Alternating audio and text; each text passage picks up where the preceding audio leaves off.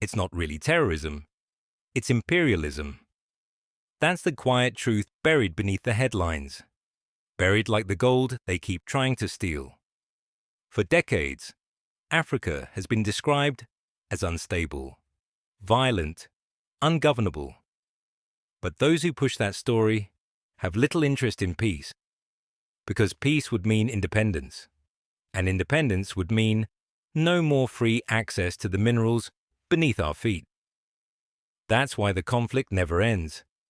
Not because it cannot, but because it must not, for those who profit from chaos. Explosives don't plant themselves. Drones don't fly without instructors. These aren't farmers turned fighters. They're operators, trained by specialists, equipped with gear that doesn't arrive by chance. It's a silent campaign, one not meant to win a war, but to ensure one never ends. And in the middle of this carefully maintained disorder sits Burkina Faso, targeted not for its weakness, but for its wealth. A country viewed as peripheral, now stepping into the center of the board. Because in 2025, while the world expected collapse, something entirely different began to happen. Not a military surge, not foreign aid. Gold. From the dust of sealed shafts and rusted rigs, the mines began to wake. After years of abandonment by Western firms that had once promised development and then vanished at the first sign of resistance, the land itself began to speak again. Gold never goes away. It just waits for someone brave enough to listen. And finally, the drills returned. Trucks rumbled down forgotten roads.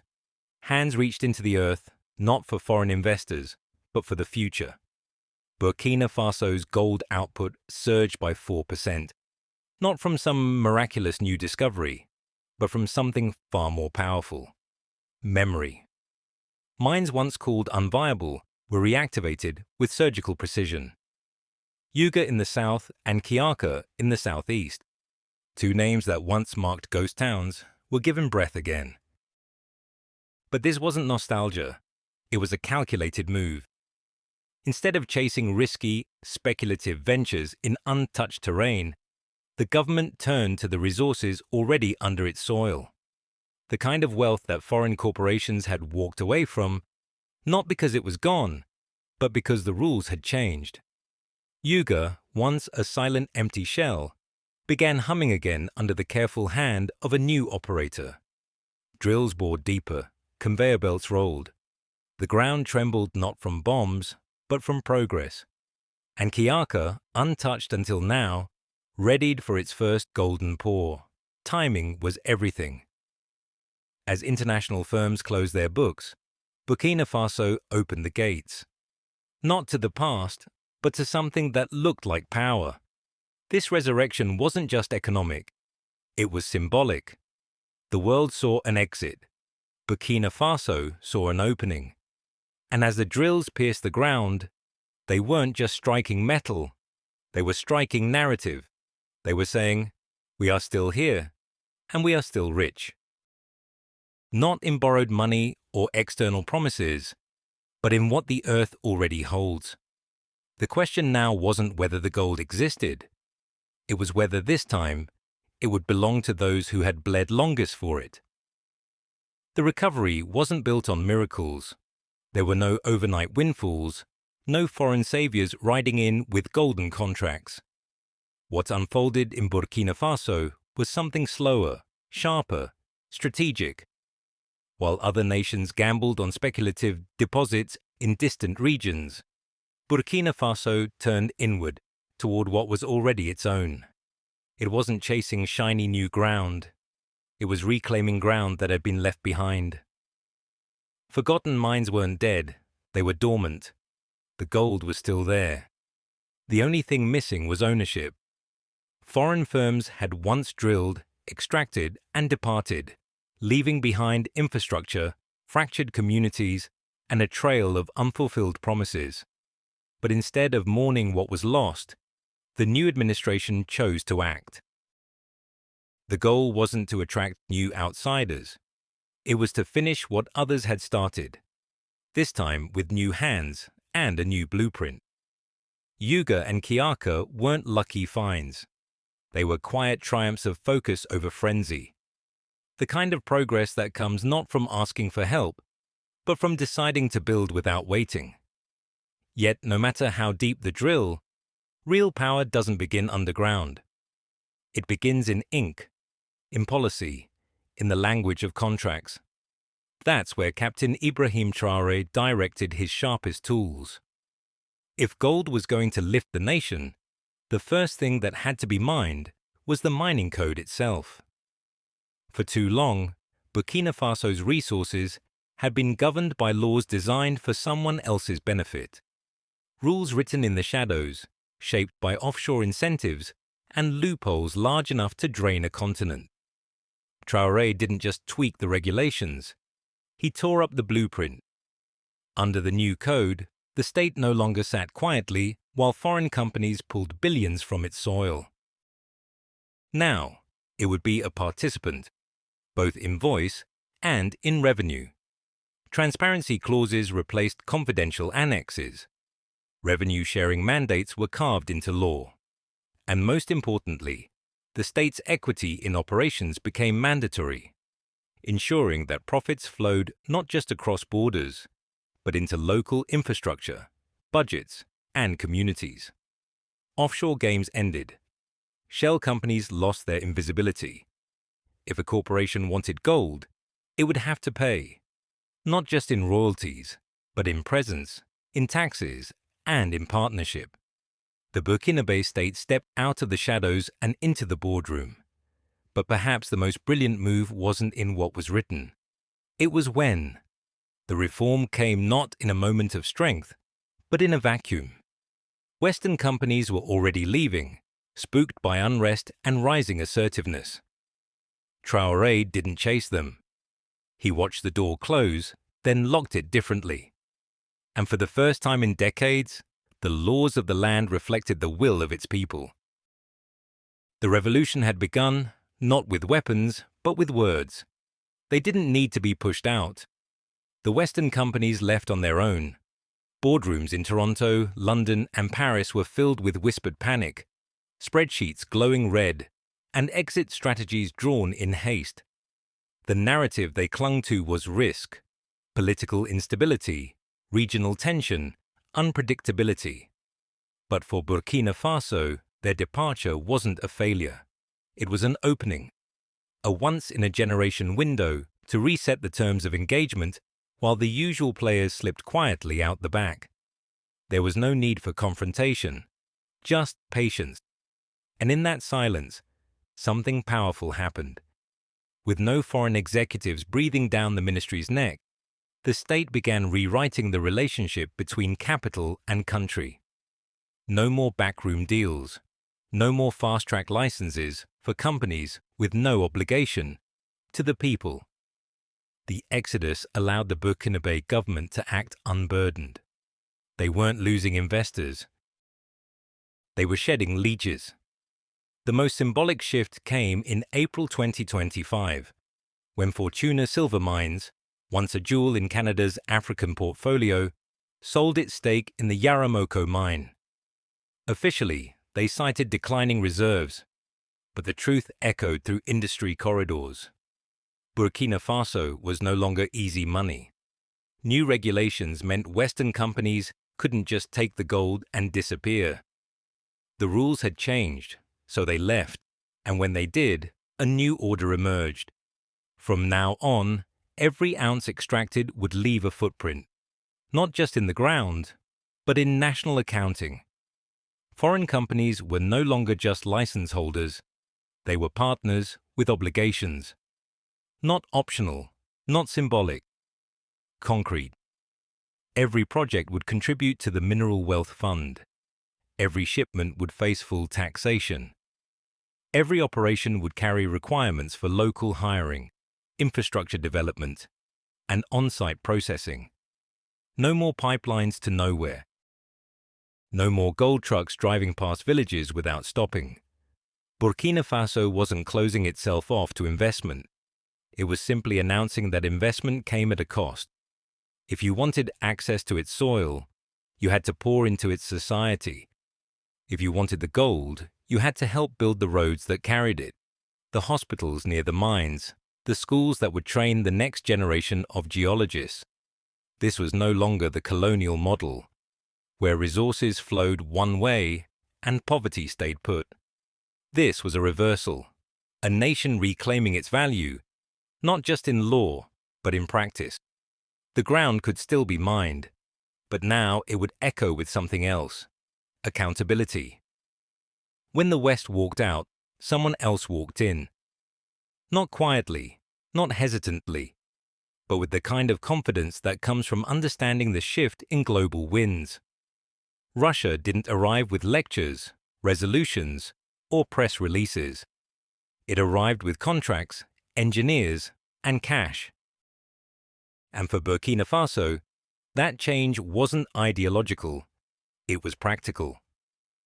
In May 2025, a new name began circulating across government briefings and energy reports: Nord Gold, a Russian firm long active in African mining but now stepping into the spotlight. The deal was clear, and unlike many before it, it was public. A mining license approved by the Council of Ministers, covering a major industrial project set to extract 20.22 metric tons of gold over 8 years. But it wasn't just the volume that made this deal historic. It was the structure. Instead of ambiguous promises or vague corporate projections, Nord Gold committed to direct financial contributions, approximately $89 million to the national budget, an additional 7.06 billion CFA francs, earmarked specifically for Burkina Faso's Sovereign Mineral Wealth Fund. These weren't symbolic numbers. They were real, measurable injections of capital into a system finally designed to retain value. No offshore shelters, no missing billions. This was how the new game would be played. But the question lingered: why Russia? Because Moscow doesn't ask uncomfortable questions. It doesn't require a democratic checklist or attach funding to constitutional clauses. It doesn't send NGOs to audit civil society or demand structural adjustment programs. It sends machinery, training teams, and investment with minimal interference. In a post-coup context, that's not a flaw, it's a lifeline. For Burkina Faso, survival now depends not just on revenue, but on autonomy. Western aid comes with surveillance. Russian deals come with space. Space to maneuver, to rebuild, to experiment with a different model, one that doesn't hinge on approval from Paris or Washington. It's not about ideology, it's about leverage. Russia, in turn, sees more than gold. It sees geography. It sees opportunity. Already entrenched in Mali, Niger, and the Central African Republic, Moscow views Burkina Faso as the next strategic link in a Sahelian corridor of influence, a belt of resources, alliances, and shared resistance to Western dominance. For the Kremlin, this isn't just investment, it's positioning. And for the government in Ouagadougou, it's a realignment. Not temporary, not reactive, but deliberate. The West had terms. Russia had timing. And as the ground was readied for the first Nord Gold drill, the message was unmistakable. Burkina Faso was no longer waiting for validation.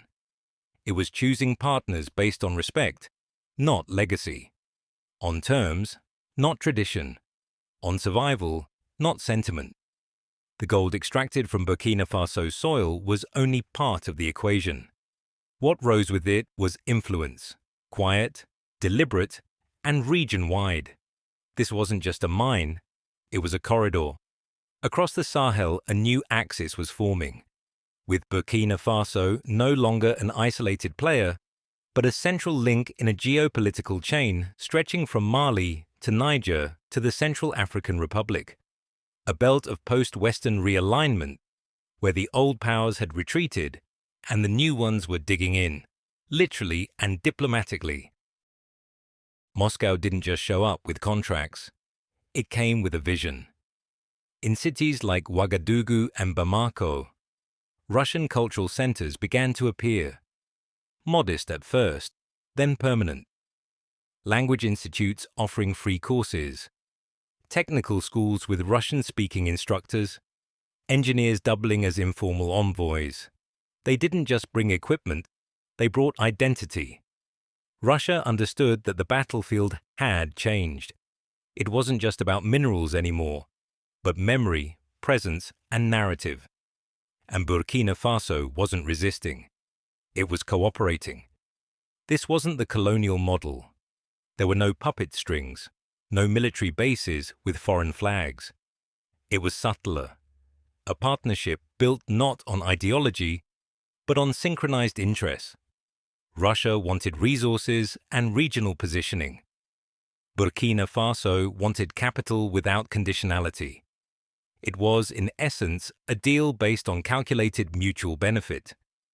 No sermons, no sanctions, just exchange. But every partnership has fine print, even one without official paperwork. By stepping into this new orbit, Burkina Faso entered a new type of alliance, neither dominated nor fully independent. A state-to-state relationship not defined by force, but by dependency of another kind, influence through cooperation. In return for investment, Moscow expected alignment, not obedience, but consistency. At the UN, in bilateral diplomacy, in public statements, the more Russia gave, the more it expected strategic loyalty in return. For now, the arrangement works. Gold flows, infrastructure rises, diplomatic isolation softens, and a country once dismissed as too unstable to govern is quietly becoming the anchor of a trans-Sahelian realignment. One built not with military occupation, but with mining licenses, language classes, and shared resistance to external control. But beneath the surface, the question lingers. When influence comes without chains, does it still weigh the same? And when the dust settles, who will really own the future being built today? Gold, once merely a glittering export, had now become a lever. No longer just a mineral to be extracted and sold, it was transforming into a tool of control, a means to shift the balance of power not only within Burkina Faso, but far beyond its borders. In the hands of those who mined it, gold had been a commodity. But in the hands of those who owned it, gold became strategy. It became policy. It became independence. For a country long tethered to external aid and conditional funding, the real breakthrough wasn't in the volume of extraction, but in the ability to decide where the wealth would go. And it was going home. Burkina Faso made it clear. No more offshore accounts, no more vanishing profits wired to foreign capitals. The revenue from gold would be circulated inward, not outward. It would finance rural roads, not luxury apartments in Geneva. It would fund national defense without begging for international assistance. And it would light up villages that had never known electricity, not as charity, but as justice. The Mineral Wealth Fund became the new engine, not only of spending, but of messaging. Every CFA franc placed into it was a statement. This belongs to us now. The shift wasn't just economic, it was ideological. For generations, the CFA franc had symbolized a colonial hangover, a currency governed by the French treasury, artificially pegged, inflexible, and soaked in dependency. Its continued use was tolerated, but never fully trusted. Now, with gold flowing steadily, and the state collecting its rightful share, the conversation took a sharper turn. In closed-door meetings and think tank gatherings, ideas began to circulate. Gold-backed local currency, regional trade notes secured by mineral reserves, sovereign bonds issued not through Paris or Brussels, but through domestic institutions linked directly to extraction revenue. This wasn't monetary fantasy. It was strategic necessity. By tethering economic security to something tangible, gold, in vaults, on Burkinabe soil, the government sought insulation from sanctions, from sudden freezes, from the slow suffocation of structural adjustment programs. Gold wasn't just money, it was armor, and Burkina Faso was starting to wear it well. For the first time in decades, the nation wasn't just producing value, it was containing it, not in theory, but in practice, not to enrich a few, but to fortify the many. The days of gold bleeding out while citizens stood in fuel lines were being challenged, reversed. Because in the new Burkina Faso, who controls the gold controls the terms. And this time, the terms were being written in Ouagadougou.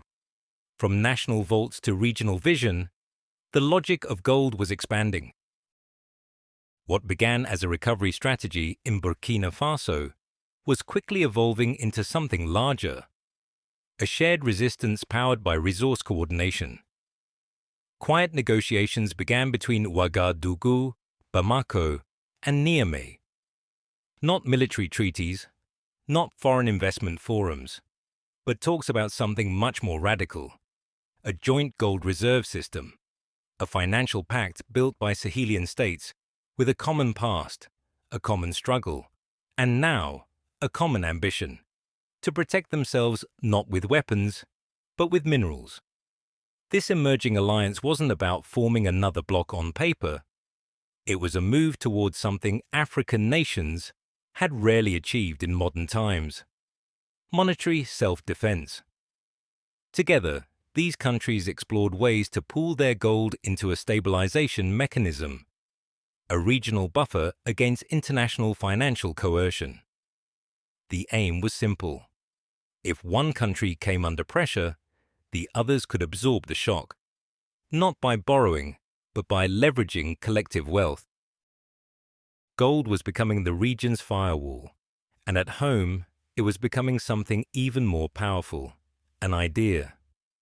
State-run media no longer reported mining milestones as business news. They framed them as victories.